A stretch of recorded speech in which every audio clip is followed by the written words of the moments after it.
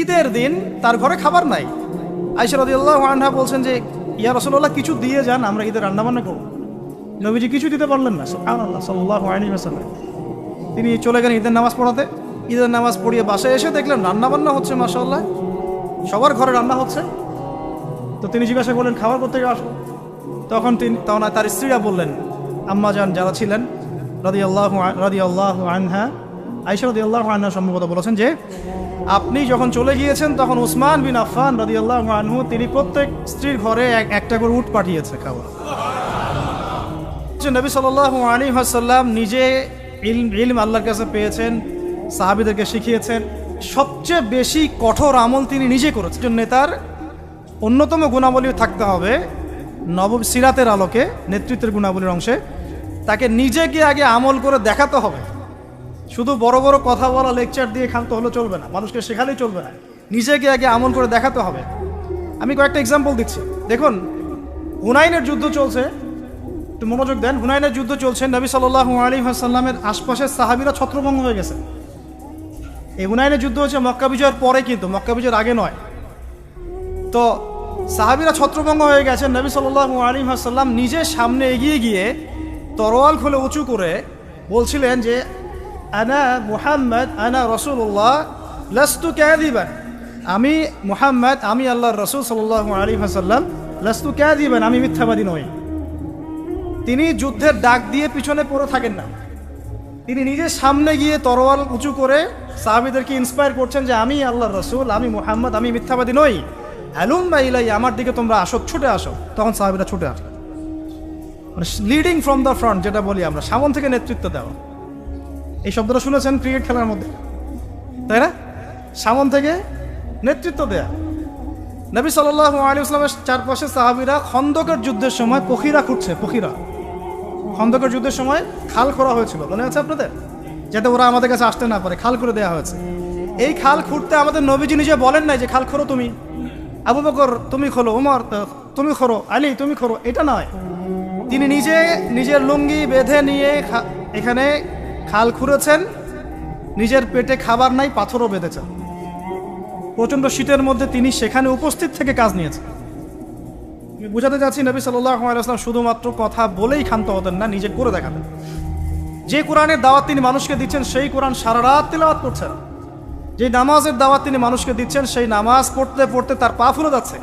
এমন না যে নামাজ আপনারা পড়েন, আমি বললাম আমি পড়লাম না, আমি বললাম তাহাজ্জুদ পড়েন, আমি পড়ি না, আমি বললাম আপনারা বেশি বেশি নামাজ পড়েন, আমি নিজেই পড়ি না, এমন নেতা তিনি ছিলেন না। এখন আপনি মেলান দেখে আশপাশে কথা কাজে মিল আছে এমন নেতা কোথায় পাবেন? কয়জন পাবেন? নিজে খালি বলছি, মানুষকে নিজে করে দেখাচ্ছে কতটুকু। এরকম অসংখ্য এক্সাম্পল দেওয়া যাবে। নবী সাল্লাল্লাহু আলাইহি ওয়াসাল্লাম বদর যুদ্ধে নিজে সামন থেকে নেতৃত্ব দিয়েছেন। নবী করিম সাল্লাল্লাহু আলাইহি ওয়াসাল্লাম মানুষকে অনাড়ম্বর জীবনযাপন করতে বলেছেন, নিজে কি বিলাসী জীবনযাপন করেছেন? তিনি নিজেও মাসের পর মাস তার বাসায় চুলা জ্বলছে না। এগুলো আমরা আসলে চিন্তা করতে পারবো না, আর আমাদের এত পরীক্ষা আল্লাহ পাক নিবেনও না, কারণ এগুলো যার ঈমান যত উঁচু তার পরীক্ষা তত বেশি হয়। নবী সাল্লাল্লাহু আলাইহি ওয়াসাল্লাম বাসায় তার খাবার নাই, খেজুর খেয়ে থাকছেন, অনেক সময় রুটি খাচ্ছেন, জাইতুনের তেল দিয়ে খুব রেয়ার গোশত খাচ্ছেন। নবী হওয়ার পরে তিনি 3 দিন টানা পেট ভরে খান নাই। তার মানে কি তিনি শুধু নিজে বড় বড় কথা বলেছেন? না, নিজেও সেটা আমল করে দেখিয়েছেন। খেয়াল করে দেখেন, নিজে মানুষকে খালি বলেননি তোমরা দান সদকা করো, বরং যেই তার কাছে হাত পাতত তাকেই তিনি দান করে দিতেন। দান করতে করতে করতে এমন একটা অবস্থা, ঘরে আয়েশা রাদিয়াল্লাহু আনহা থেকে শুরু করে অন্য স্ত্রীদের কারো ঘরেই কোনো খাবার নাই। ঈদের দিন তার ঘরে খাবার নাই। আয়েশা রাদিয়াল্লাহু আনহা বলছেন যে ইয়া রাসূলুল্লাহ কিছু দিয়ে যান, আমরা ঈদের রান্নাবান্না করব। নবীজি কিছু দিতে পারলেন না, সুবহানাল্লাহ সাল্লাল্লাহু আলাইহি ওয়াসাল্লাম। তিনি চলে গেলেন ঈদের নামাজ পড়াতে। ঈদের নামাজ পড়িয়ে বাসায় এসে দেখলেন রান্নাবান্না হচ্ছে, মাশাআল্লাহ সবার ঘরে রান্না হচ্ছে। তো তিনি জিজ্ঞাসা করলেন খাবার কোত্থেকে আসলো? তখন তার স্ত্রীরা বললেন, আম্মা জান যারা ছিলেন রাদিয়াল্লাহু আনহা, আয়েশা রাদিয়াল্লাহু আনহা সম্ভবত বলেছেন যে আপনি যখন চলে গিয়েছেন তখন উসমান বিন আফফান রাদিয়াল্লাহু আনহু তিনি প্রত্যেক স্ত্রীর ঘরে একটা করে উট পাঠিয়েছে খাওয়া। আপনারা ব্যবসায়ীরা উসমান রাদিয়াল্লাহু আনহুর মতো হয়ে যান এবং দিনের জন্য আপনাদের এই অর্থ বিত্ত যা আছে ঢেলে দেন ইনশাআল্লাহ। যে ব্যক্তি দুনিয়া গোছাবে আল্লাহ পাক তার পরকাল গোছাবেন না, যে ব্যক্তি পরকাল গোছাবে আল্লাহ তার দুনিয়া গুছিয়ে দিবেন ইনশাআল্লাহ। আর আল্লাহ নবী সাল্লাল্লাহু আলাইহি ওয়াসাল্লাম এরপর কি করেছেন জানেন? হাত তুলে দোয়া করেছেন। দোয়াটা আমি মুখস্থ করে রেখেছি, কারণ আমার ছেলের নাম উসমান। ওকে দেখলে আদর করতে হবে, দোয়াটা যেন করা যায়। আল্লাহুম্মা সাহহিলিল হিসাবা আলাল উসমান, আল্লাহুম্মা সাহহিলিল হিসাবা আলাল উসমান। আল্লাহ তুমি উসমান রাদিয়াল্লাহু আনহুর একদম সহজ হিসেব নিয়ে নেন। এই জন্য উসমান রাদিয়াল্লাহু আনহুর হিসেব হবে 3 নাম্বার। প্রথমে আবু বকর সিদ্দিক, তারপর ওমর ইবনে খাত্তাব, তারপর উসমান ইবনে আফফান, এবং তিনি যাবেন, বের হয়ে চলে আসবেন। হিসাব সহজ নাই। ওই যে দোয়া নবী সাল্লাল্লাহু আলাইহি ওয়াসাল্লাম করেছেন, একদিনের আমল। এরকম লাইফ ছিল তার। নবী সাল্লাল্লাহু আলাইহি ওয়াসাল্লাম নিজে করে দেখাতেন, খালি বলেননি দান করো। আর আমরা মাশাআল্লাহ ওয়াজ মাহফিলে এসে দেখি যে দান উঠাচ্ছে। আপনি কয় টাকা দান করেছেন? আপনি দেন 50। এই কে 50 দিবেন হাত তোলেন, বাস। আমি কিন্তু বলছি না আর, বাস 50 দিল। কে 20 দিবেন, কে 20 দিল, কে 10 দিবেন, 10 দিন। লাস্টে দেখা যায় যে আস্তে আস্তে নোট কমতে থাকে, 1000, কে 500 দিবেন।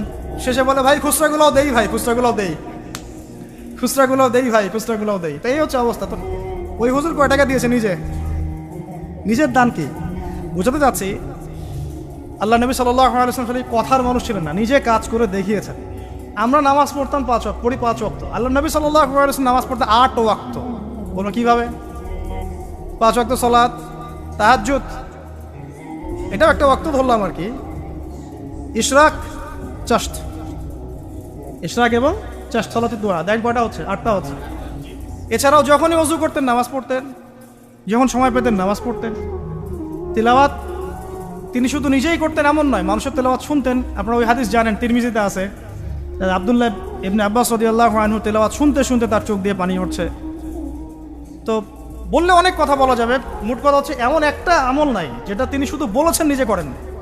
একদম তাসবিহ তাহলিল থেকে শুরু করে, জিকির আজকার থেকে শুরু করে জিহাদ দিন কায়েম পর্যন্ত শুধু বলেন নাই, করে দেখিয়েছেন। একটা আমলও তিনি শুধু বলেন নাই, করে দেখি। তার মানে আদর্শ নেতৃত্ব হতে হলে আমাদেরকে কথা শুধু বললেই হবে না, কাজ করে দেখাতে হবে। খালি বড় বড় গরম গরম রাজনৈতিক ভাষণ দিতে দিয়ে লাভ নাই, বরং কথা কাজ করে দেখাতে হবে। সমৃদ্ধি কাকে বলে, উন্নতি কাকে বলে, অগ্রগতি কাকে বলে, একটা নেশনের ডেভেলপমেন্ট কাকে বলে। শুধু মিলস, ইন্ডাস্ট্রিজ, ফ্যাক্টরিজ আর ফ্লাইওভার এগুলোর মানদণ্ড নয়। আপনি যদি ভুটানকে দেখেন, সেখানে এগুলো পাবেন না, আপনি ইন্ডাস্ট্রিয়াল রেভলিউশন পাবেন না, বাট তারা সুখী, হ্যাপি। তারা হ্যাপি, তারা কেউ না খেয়ে মরে না, হ্যাপি।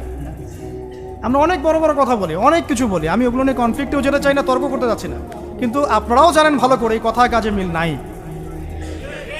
এবং সত্যি কথা এটাই যে আমরা যা বলছি তা আসলে করছি না, আমরা খেয়ানত করছি। আল্লাহর কাছে জবাব দিতে হবে, আল্লাহর কাছে জবাব দিতেই হবে। যেই হোক না কেন উপরে, যেই আসুক না কেন, তাকেই আল্লাহ পাক জিজ্ঞাসা করবেন। পুরো নেশনের হিসেব তাকে দিতে হবে। এটা খুব ডিফিকাল্ট। আবু যর রাদিয়াল্লাহু আনহুকে নবীজি বলতেন, তুমি জীবনেও নেতৃত্ব চেয়ে নিও না কখন। তোমাকে জোর করেও যদি দেওয়া হয়, তোমাকে এটা ছুরিবিহীন জবাই করে দেওয়া হয়েছে, তোমাকে ছুরিবিহীন জবাই করে দেওয়া হয়েছে। আমরা কত কত সমস্যা দেখবেন। এডুকেশন নিয়ে আপনাকে আল্লাহ পাক জিজ্ঞাসা করবেন, জাতিকে কি শিখিয়েছ? হ্যাঁ, ইসলামের খেদমত নিয়ে জিজ্ঞাসা করবেন, অর্থনীতি নিয়ে জিজ্ঞাসা করবেন, তোমার জাতিকে সুদমুক্ত করতে পেরেছিলে কিনা। আপনাকে আল্লাহ পাক জিজ্ঞাসা করুন প্রশাসনিক বিষয়গুলো নিয়ে, সততার সাথে প্রশাসন চালিয়েছ কিনা, না দুর্নীতি করেছ, কখনো ঘুষ খেয়েছিল কিনা, কখনো কি কলমের খোঁচায় কোনো মাজলুমকে শাস্তি দিয়েছ কিনা, কেউ জুলুম করে নাই তাকে শাস্তি দিয়েছ কিনা। এক একটা হিসাব না দিয়ে কেউ পার পাবে না। বিশ্বাস করেন, আমি যে এই যে উসমান রাদিয়াল্লাহু আনহু হিসাবের কথাটা বললাম না, তার আগেও 2টা লাইন আছে হাদিসের মধ্যে। আবু বকর রাদিয়াল্লাহু আনহুকে আল্লাহ নবীজি বলবেন তুমি সামনে যাও, কারণ আল্লাহ নবী সাল্লাল্লাহু আলাইহি ওয়াসাল্লাম সিজদায় পড়ে থাকবেন। আল্লাহ পাক তাকে যে তাসবিহ শিক্ষা দিবেন ওই সময় তিনি সেটা পড়বেন। ওটা আগেও কাউকে শিক্ষা দেন নাই, পরেও কাউকে শিক্ষা দেন। এরপর আল্লাহ পাক বলবেন যে তুমি মাথা ওঠাও, সাল তুতি, তুমি চাও তোমাকে দেওয়া হবে। নবীজি তখন চাইবেন ওই দোয়াটা যেটা তিনি দুনিয়াতে করেন নাই, আল্লাহ আমার উম্মত, আল্লাহ আমার উম্মত। হিসাব শুরু করো। হিসাব শুরু হওয়াটাই একটা চ্যালেঞ্জ। হিসাব শুরু না হওয়াটাই কিয়ামতের দিন আমাদের জন্য প্যানিক অবস্থা। হিসাব শুরু হওয়াটাই একটা বড় চ্যালেঞ্জ। ওইখানে কেউ হিসাব শুরু করাতে পারবে না। আদম আলাইহিস সালাম পারবেন না, নূহ আলাইহিস সালাম পারবেন না, ঈসা ইবনে মারইয়াম, মুসা আলাইহিস কেউ পারবেন না। পরে আমাদের নবী সাল্লাল্লাহু আলাইহি ওয়াসাল্লাম এভাবে আল্লাহকে রিকোয়েস্ট করবেন, আল্লাহ হিসাবটা অন্তত শুরু করুন। তোমার বান্দারা কষ্টে, আজকে কষ্টে জর্জরিত, আবু বকর রাদিয়াল্লাহু আনহুকে আল্লাহ নবী বলবেন সামনে যাও, তিনি যেতে যেতে কান্নাকাটি শুরু করে দেন। আবু বকর কান্নাকাটি শুরু করে দিন, ইয়া রাসূলুল্লাহ, আমি তো অনেক পর ইসলাম কবুল করেছি, সেই কত বছর বয়সে, আমি কিভাবে আগে হিসাব দিতে পারি? কারণ আল্লাহ রাব্বুল আলামিন তাকে রহমতের পর্দা দিয়ে ঢেকে নেবেন।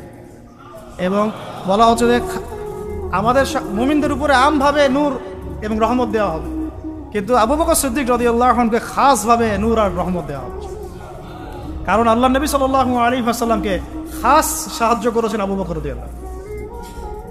তারপর উমর রাদিয়াল্লাহু আনহুর পালা আসবে, উমর ইবনে খাত্তাব একইভাবে কান্নাকাটি করবেন এবং আল্লাহ রাব্বুল আলামিন তার নেকিগুলো দেখাবেন। নবী সাল্লাল্লাহু আলাইহি ওয়াসাল্লাম বলেছেন যে কেউ যদি আসমানের সমস্ত তারাকে একত্রিত করে, ওর মিসাল আর উমর ইবনে খাত্তাবের নেকির মিসাল হবে সব।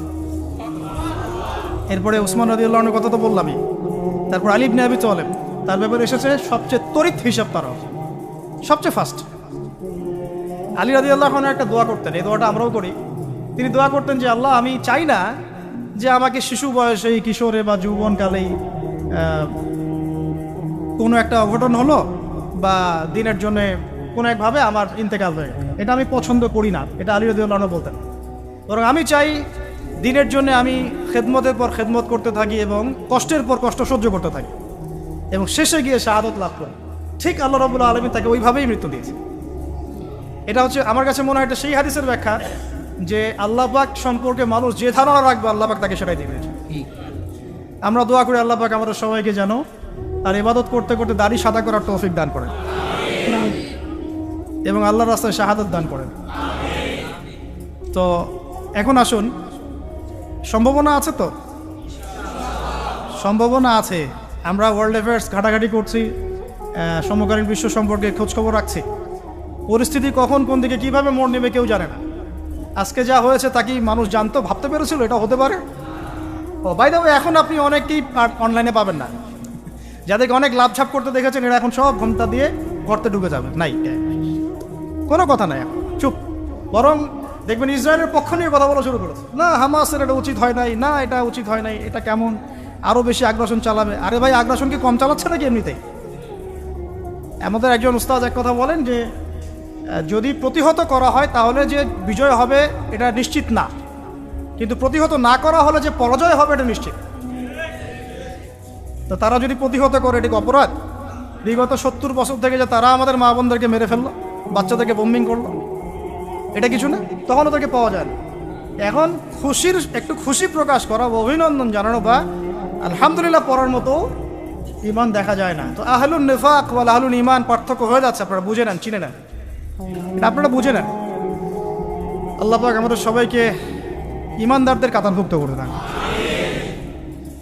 তো 3 নম্বর পয়েন্টটা খুব ইম্পর্টেন্ট এবং এটা খুব বড় আলোচনা ছিল, কিন্তু আমি সময় সংক্ষিপ্ততার কারণে শর্ট করলাম। আপনারা বুঝে নেন যে আল্লাহ নবী সাল্লাল্লাহু আলাইহি ওয়াসাল্লাম শুধুমাত্র এমন নবী ছিলেন না যিনি শুধু কথা বলে ক্ষান্ত হতেন, দাওয়াত দিয়ে ক্ষান্ত হতেন, বরং নিজে সব কিছুর উপর সর্বাগ্রে আমল করে দেখান।